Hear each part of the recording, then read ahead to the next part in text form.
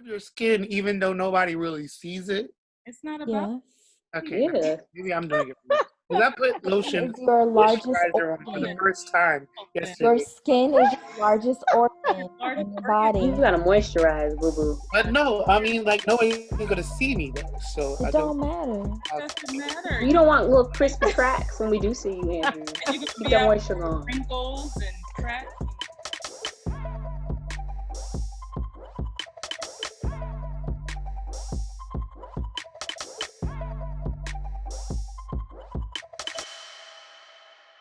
I can't wait to look back on this, on our conversations and say, you know what?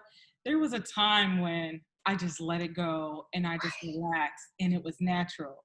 How can I get that again? I think we're so focused on what things were before we were in, isolation and or quarantine. But like, we're going to look back on this time and say, gosh, I just want to sit still again. Oh no, I'm never going back. That's a good way. That's a great perspective. You're not going. This is permanent change. Hey, This has been like just talking with y'all and having sort of the presence to hear other people's experience has been so incredibly helpful. yeah. It really has been like having like a scheduled time. I mean, I go to therapy and I sort of like do my mental venting and dump, sort of try to get all the ugliness out with, give it to the therapist. I pay you for that. But also to be able to come here and also like get, not explicitly, but through time with people that you really enjoy, like you get a sense of comfort or a sense, like it's just a comforting thing to have and something to look forward to, just to be able to check in and make sure, hey, you're not in this alone. You really aren't.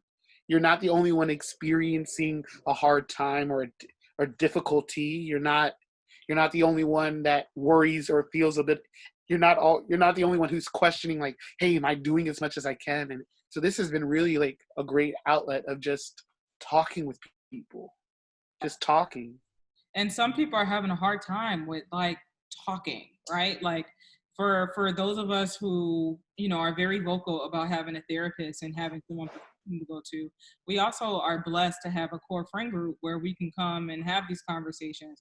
But there are people who are like, I don't even know where to start. Like, I'm still working, but I'm here and I can't do what I'm used to doing. And they don't know how to talk. I can't imagine the introverts. I don't know if you have any contribution to this, India, to your comment earlier about, being an introvert and being,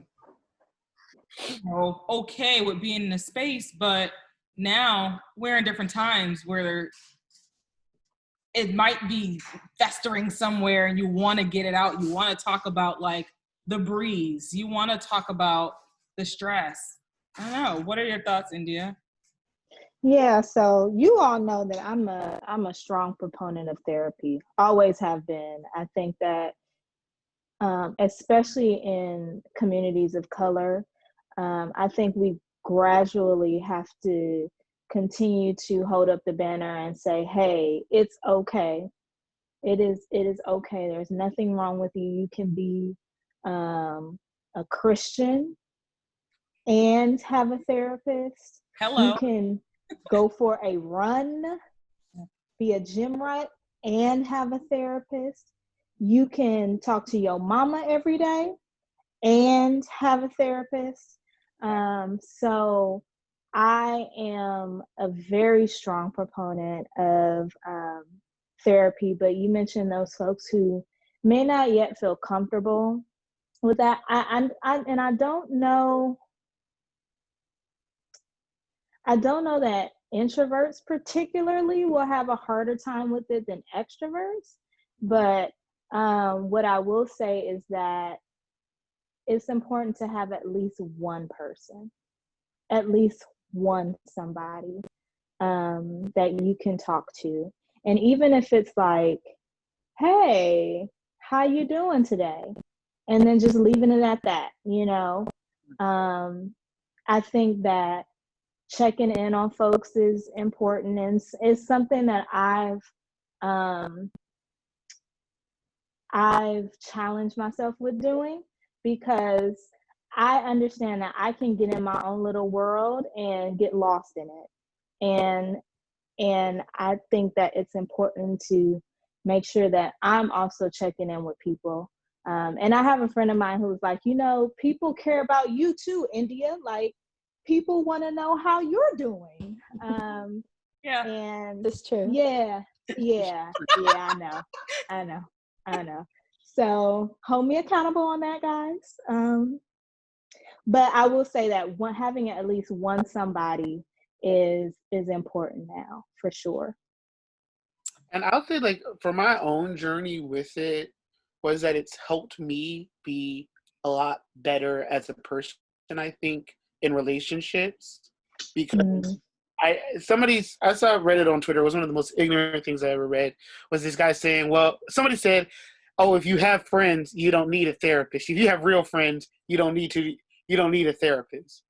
But I mean, I think that runs directly counter to this idea of, you don't necessarily go to therapy because because you're crazy. I think you go there. Right.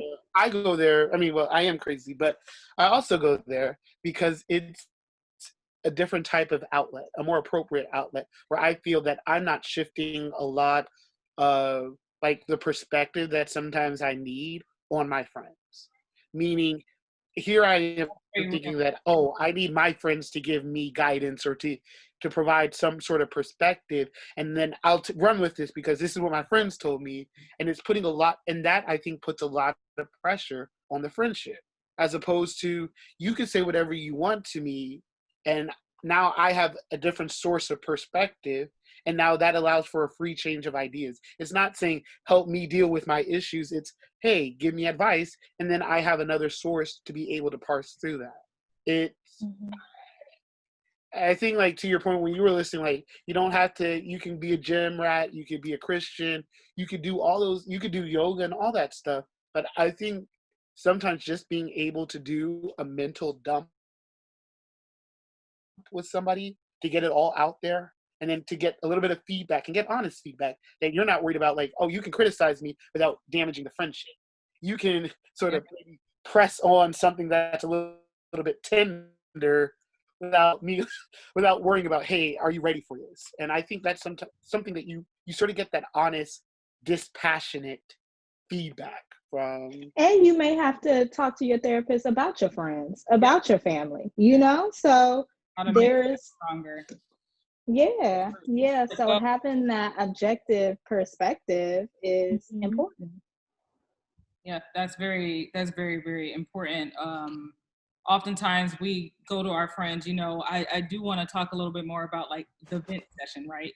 Like, because sometimes we need to vent. But then we have to ask, like, who can I vent to? How can I vent? How will they take this vent? Am I putting a burden on them? Because they might also be going through something. This is an experience that I have on a daily basis, unfortunately. With several people who are close to me coming to me, I'm like, I just can't, right? I'm like, you need a therapist. And we still struggle with the stigma of therapy in our community, unfortunately. So I thank you for mentioning that, Andrew, about, yes, you should have strong friends. I agree, the person is crazy. They should not say that just because you have strong friends you don't need a therapist. That point. But I do want to hear a little bit more about, like, do you see the need to vent? Like, are you in a time, or are you in a mental space to be able to vent, to be able to talk it out, just organically? I mean, I know we're organic here, but, like, I want to know a little bit more about your thoughts on it. Does venting work? Does it matter? So I'm a little different, or maybe not. It's just that I have connected to my venting space in this way, in that um, it's a space where I also find a lot of inspiration and creativity, like, as things just flow out of me. So it's very rare that I'm actually venting to another person. Usually I have an audio recorder, and I'm just speaking and letting everything that I'm thinking come out, and not trying to it all, and not trying to control emotions or thoughts or connect them at all. Just whatever is in there comes out in whatever direction that it's going to go. And I find that going back and listening to them, I get new song ideas, new stories, all kinds of things that I might not have come to if I hadn't had that session. So, Wow, you're dropping gems here. yeah. I'm not even a music writer. But That's a good one. Recording your vent sessions. All right.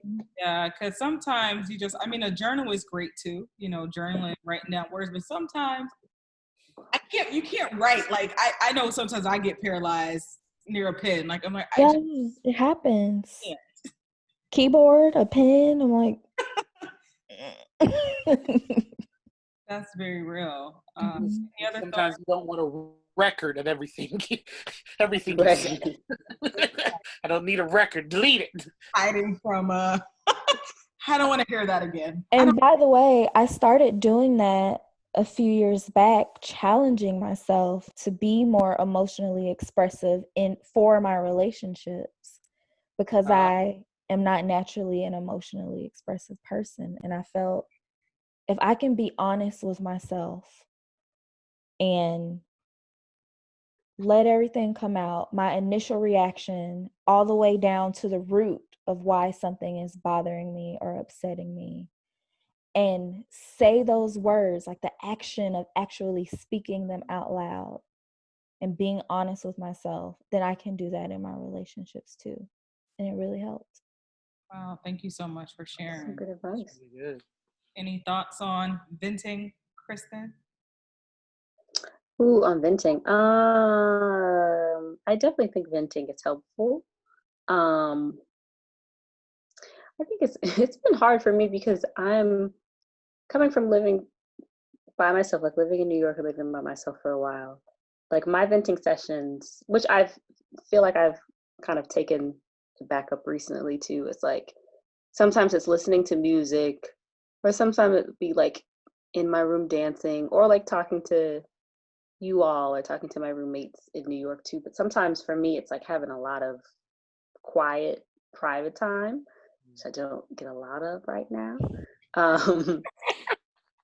Which in the beginning really added to my frustration, because I love my parents, love my family, love being around them, but um, I haven't been able to carve out that time. Like sometimes I can do that like late at night, when everybody's sleeping, and like have that moment to myself.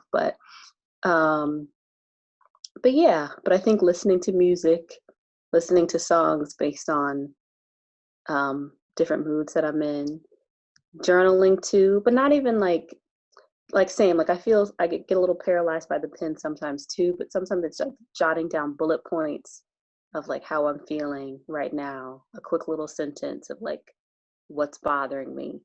um venting through prayer sometimes too. I think in the beginning, a lot of times you want to be like, dear Lord, thank you for this, and I wish this. I sometimes like, God, I don't have it right now, Lord. Like, look, Jesus. Like I'm having a moment. Like Yeah, it's all getting you too pray much. when you mad. That's advice. Right. People, like, just So like don't. You take it. treating prayers of more of like, God being my daddy, God being the person you can come to, just being like, it's not all connecting right now. I do not understand what's happening right now. So calling to him in that way has been helpful too as well. But yeah, I'm not like a big venter. I think sometimes through like text, like I'll vent back and forth with friends about certain things. Like sometimes Andrew, like I'll be like, Andrew, like we'll talk about like crazy stuff that's going on, and then it'll flow from there. Like I feel like that's always been kind of our venting session. But I definitely think venting. So it's definitely helpful to get certain emotions off of your chest so they don't bottle up inside and then you explode.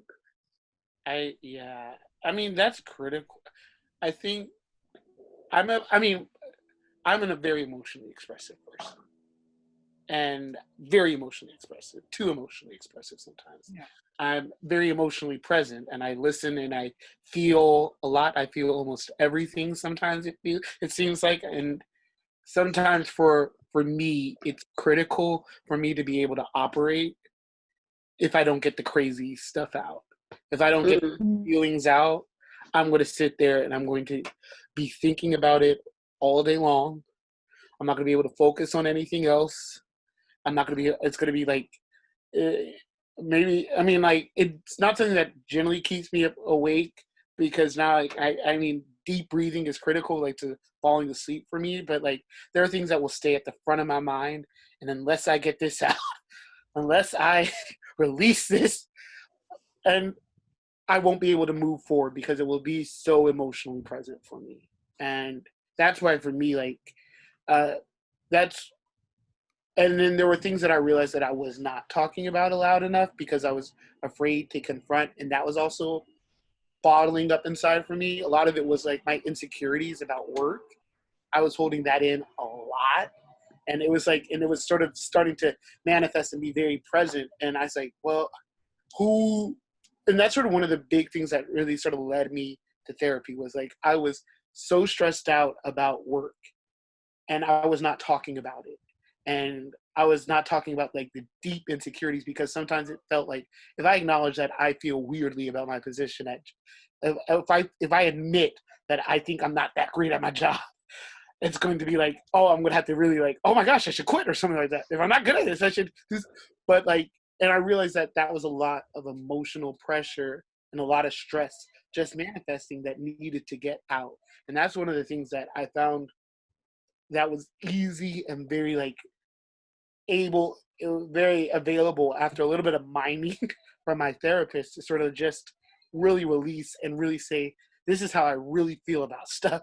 And I'm able to talk about it, because that, I mean, and I'll say that even with talking with friends, that was something that I was not able to talk about easily, because it was not something that I was able to acknowledge for myself. And then thinking like, telling people that, you know, I had spent all this time trying to get this profession and this job, and I'm not good at it, guys. And that would have been would have been very devastating to admit to people that I admire and respect. And I'm like, oh, I want to be like y'all, like good at stuff. And then it was in therapy that I realized that, you know what, this is a lot of misperception, a lot of pent up stress, a lot of anxiety that you've been holding on to that you have not been releasing. And so like, that's sort of being able to talk about it as venting now is sort of critical, because I mean, because I can talk about like how I feel about other things quite easily with people. That was one that, hey, talking with a professional really helped me understand that you sometimes need to go in and sit and talk about every little thing that happened between X and Y, and why X and Y made you feel like you weren't good enough, and that, and in a way, in like a very controlled setting with a lot of perspective and a lot of like support, that is critical to the ability to actually function. So like, I have a therapy appointment maybe like early evenings every other week, and I'll go in there and yell about everything that happened at work, how it all made me feel, go back to work and knock out a couple of hours again of like, oh, that's what I needed to be productive. Thank you so much. It's critical for me. Thank you. So as our closing, I guess, question that I have for you all. So today I wasn't feeling very well. I'll admit out loud. I was sleeping most of the day because I just was feeling down. And when I woke up, I had this urge to just be around nature. So I bought a bunch of plants today. So my question is, what have you brought into your personal space to help you kind of get through some possible, you know, mental health challenges or stresses or whatever you're feeling right now? What have you physically brought into your personal space to help deal with some of those things? So I'll go. So my yoga mat had been like in a corner, and and I actually pulled it out. So I've been using that.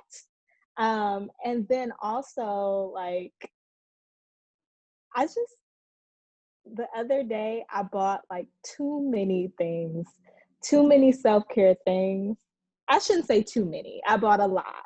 So I bought a whole bunch of natural soaps. I bought natural um, face cleanser, moisturizer, butters. I mean, like, I just went to town, like, on all these natural, vegan self-care products. And I'm waiting for some of them to arrive. Some of them have already arrived. I'm using my African black soap, and it is wonderful. I feel like I'm having a spa day every day. But I think me splurging on that is something that I'm doing for myself.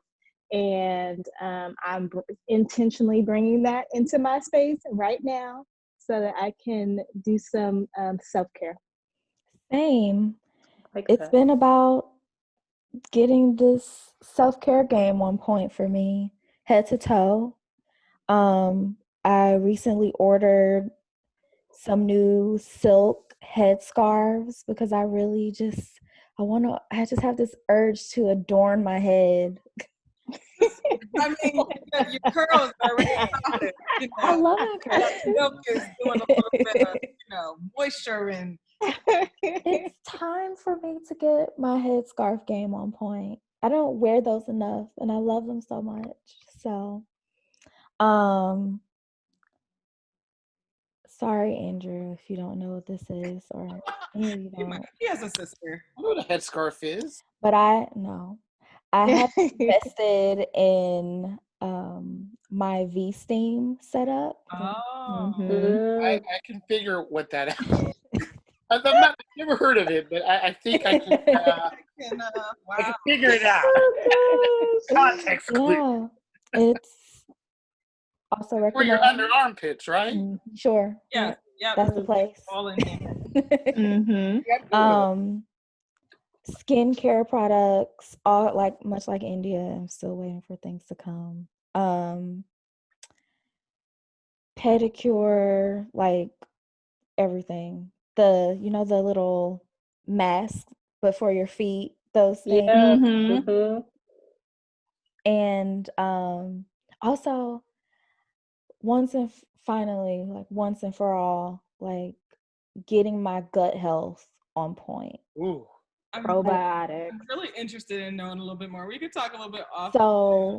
My refrigerator is now full with kombucha, kefir sodas, live shrubs, things that I take on things that I take on a daily basis, just trying to make sure that the happy, healthy bacteria in my gut are really thriving, because I think that that's probably the root of a lot of chronic illnesses. So Yep.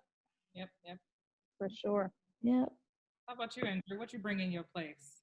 I haven't really bought anything, and I haven't bought anything necessarily in my space. And in fact, the fact that I've been in my space, my bedroom so much, because sleep, work, my work setup is in my room, my television, all my stuff is in my room.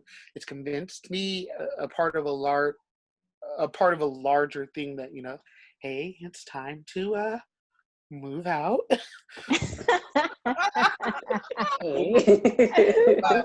One of the things that I really love about my space, and I'm not going to show it around, but like I hang a lot of pictures in my room.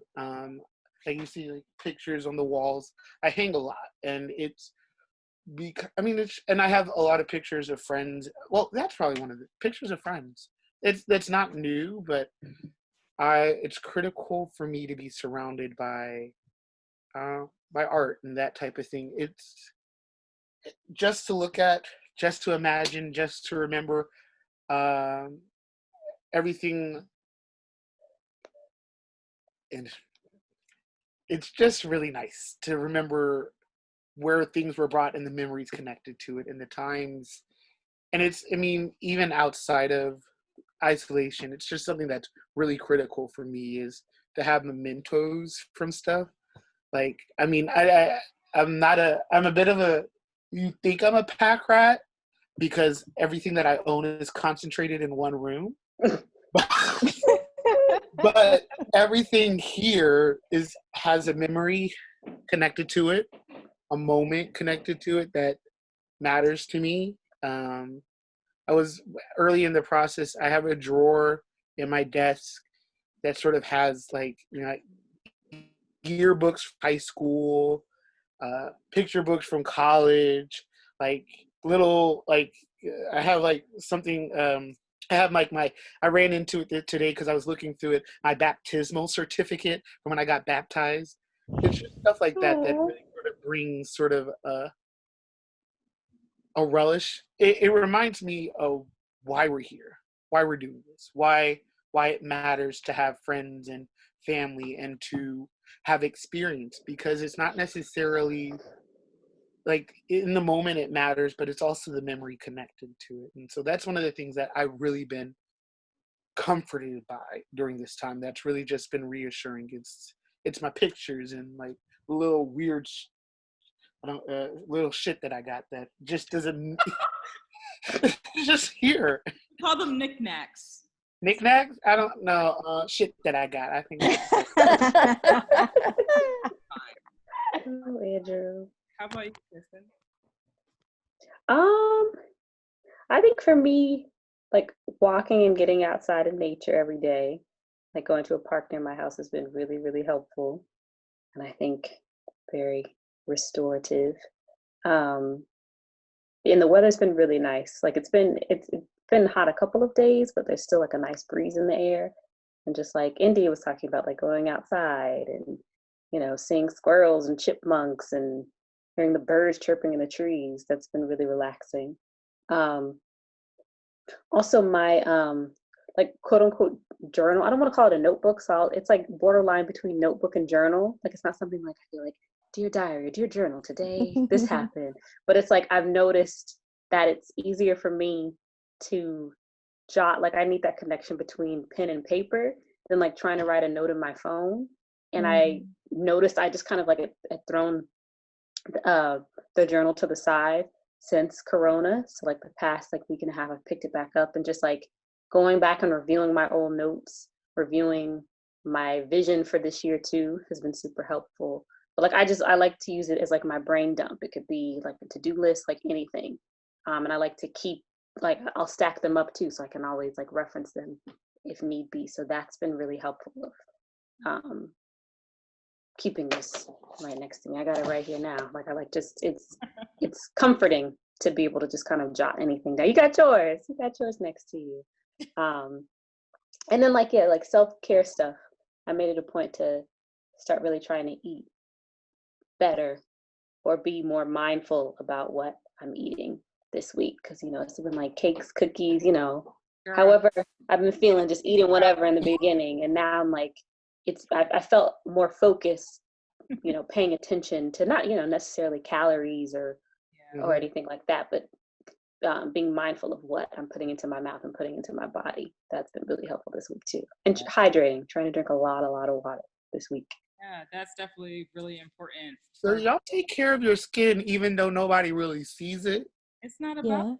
Yes. Okay, Yeah. maybe I'm doing it wrong. Because I put lotion, Is your largest moisturizer on for the organ. first time Your yesterday. skin is your largest organ in your You body. gotta moisturize, boo boo. But no, I mean, like, nobody's going to see me, though. So It I don't matter. It doesn't matter. You don't want little crispy cracks when we do see you, Andrew. And you're gonna Keep be that out moisture with on. wrinkles and cracks and. You know what? And I'm 30 now, so I might die soon, and I don't want to. Oh my Lord. No, but that's a good point though. I'm glad that y'all mentioned kind of the wellness of it, like the body, right? Putting in, because it's connected to how you mentally feel too. If you feel, That's right. if you're putting good things in your body, even though there is so much going on around us, hopefully that will help you feel a little bit better too. If you're eating poorly, you will start to feel sloggy and Right? sluggish, and can also weigh you down mentally and physically. But if you're eating a lot of greens, you see what you eat, you're feeling good about what you're eating, sometimes that could also help lighten the load. So thank you all for this conversation. I purposely didn't talk about statistics because I don't think statistics gets to the root of it. I think having the conversations in the way that we do organically truly gets at what it means to strive for mental health wellness. So thank you all for sharing your stories, and thank you all for joining us for another week of Stuff and Things, and we'll see you next time. Whoop, whoop. Bye, everybody. Bye. Thank you. Bye. Bye.